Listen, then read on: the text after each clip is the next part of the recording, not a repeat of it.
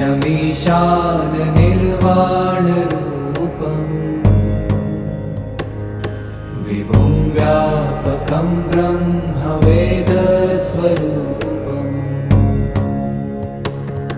निजं निर्गुणं निर्विकल्पं निरीहम्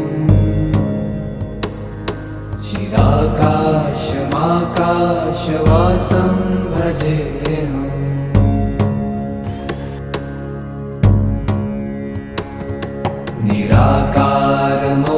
निराकारमोङ्कारमूलं तुरीयम्